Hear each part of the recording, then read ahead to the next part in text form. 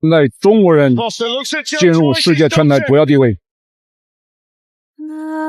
就在2014年，一个东方大汉踏入了西方世界，他只身走进一家拳馆，灵敏的步伐身法以及专业的攻防转换，让在场训练的英国人十分纳闷，为什么高大的黄种人也能打出如此娴熟的拳击技巧呢？在经过一番了解之后，黑人教练才恍然大悟，原来他是2届奥运重量级拳击手、奥运银牌获得者的中国拳手张志磊。当黑人教练问起他为何来到美国时，而张志磊的回答也是让在场所有人都笑了。为了自己的职业梦想，要为了展现中国重量级职业拳击在世界上也有一席之地。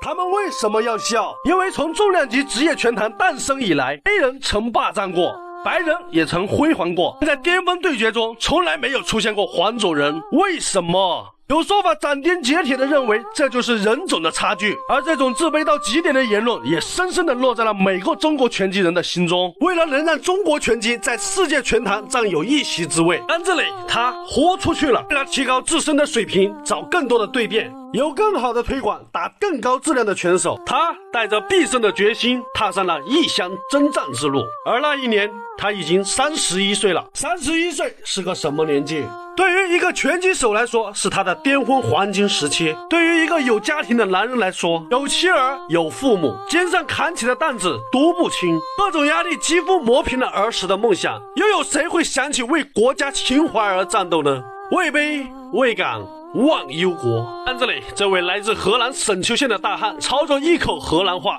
在美国开始了日复一日刻苦的训练。孤独了就发条微博思念一下故乡，落寞了就翻出那些励志的语录来激励一下自己，而烦躁了就泡壶好茶来放松一下自己。1天2天1年2年，在异乡枯燥而乏味的训练生活，没有几个人能受得了，更别说作为一个语言不通的黄种人。而拳击推广公司也很难给张志磊找到更高质量的对手，所以即使张志磊赢得了拳击比赛，也有人会摆数据讲道理，认为他的胜利不值一提。而在国内外这样的匪夷下，张志磊他却从来没有放弃过，而他挺了9年。在这期间，父母相继离世，孩子也长大成人，而年近40岁的张志磊已经逐渐地淡出了拳迷们的视野。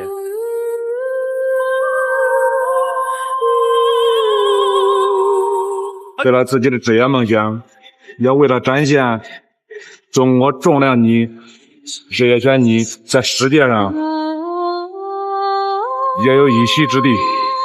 就在这时，张志磊的命运齿轮开始了转动。年近40的老将张志磊被重量级不败拳王乔伊斯选中做了对手，在主场嘘声一片的状态下，是否注定了他惨败而归的结局？然而他却凭借一手看似单调实则精准凌厉的后手拳杀招，给拳王乔伊斯狠狠地上了一课。老将逆天般的创造了罕见的奇迹。然而这一切也让所有在台下的外国拳迷感到不可思议，没有人敢相信这个黄种人居然打破了中国拳手在世界重量级拳坛的历史记录。尽管在场所有的外国媒体不相信、质疑，但最终还是改变不了张志磊打赢了这场比赛。然而不管是质疑也好，还是自信也好，乔伊斯必然没有这么好心将金腰带拱手相让。果然就在赛后的采访中，乔伊斯也是充分地表达了自己输掉这场比赛的理由。下面就让我们一起来听一下。An opportunity for me to win the fight, but it's just that I kind of like stopped it, so stopped it going to the second half of the fight. So maybe 从采访中我们也可以清楚地听到，乔伊斯声称在第一回合他就有机会打败张志磊，只是他今天的状态不好，没有发挥好。然而后面的比赛只是进行到一半就被裁判给叫停了，反过来错怪裁判叫停比赛太早，这也是影响他赢下比赛的因素之一。然而就在这场赛后的采访中，媒体这边也是向 WBO 世界拳坛组织发起了公诉，声称这一次只是乔伊斯没有发挥好，让他给张志磊再来一次二番战，来证实我们乔伊斯的实力。谁都没有想到居然还有这样耍赖的。然而让所有人都不敢相信的是，二番战就这样的促成了。很快，双方选手又来到了二番战的约定日期。张志磊用拳头比发，再次用拳头打爆他的眼睛，而乔伊斯也试图用手做出动作，要拿走他的金腰带。而从当时的对峙画面，我们可以看出，当时的乔伊斯可以说是信心满满，因为这一次的乔伊斯做足了充分的准备。同样，作为张志磊在赛前也放出了狠话：我喜欢老虎，我就是一只恶虎，我只可能去捕猎，如果想从我嘴里去夺食，那你要付出代价。因为一番战我说过，他选择我就是他们整个团队的失误，是他们团队的失策，然后马上启动二番战，他们团队又犯了一个更大的错误，这将结束他的职业生涯。从二番战的发布会我们可以看出，张志磊的发言对乔伊斯是透露着一股狠劲，声称二番战乔伊斯会被他结束拳击生涯。果然，第二番战比赛开始，乔伊斯就不停地用右手拳虚晃，寻找机会重击。因为在一番战他深知张志磊是一个左撇子，所以乔伊斯一直侧身走位，右手虚晃张志磊。但尽管他的团队对张志磊是做足了充分的准备，但还是难挡张志磊的重拳攻击。就在这时，眼看乔伊斯的重拳已经开始压制了张志磊，然而让所有人都没有想到的是，就在比赛的第3回合，还有剩下最后57秒钟的时间，张志磊挥出一记左手摆拳，紧接右手上勾，直接打瘫对手乔伊斯。而此时的乔伊斯在裁判的读秒之后缓缓起身，直到裁判的秒数读完，乔伊斯才缓过神。但是比赛已经结束，张志磊也再一次的向世人证明了中国拳击的力量。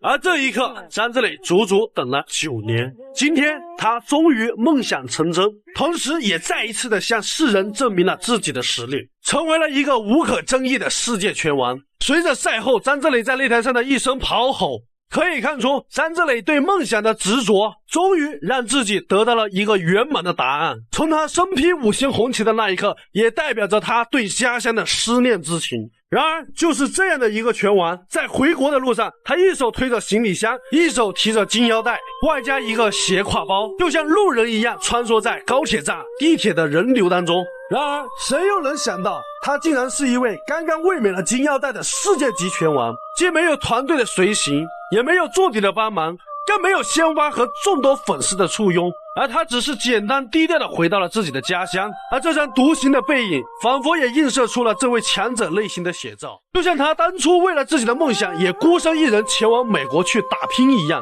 都说王者永远都是孤独的，因为他始终专注于自己的事情，而不受外界任何的影响。但也有人忍不住说道，看着他远去的背影，让人有些心酸，总感觉少了一些什么。因为在国内的重量级拳击历史上，能够取得如此成绩的，他是第一人，难道这还不足以被大家熟知吗？但值得庆幸的是，在地铁内还是有一些粉丝认出了这位谦逊的拳王，并合影留念。更有一位年近70岁左右的老粉丝，见到自己的偶像，激动的哽咽流泪。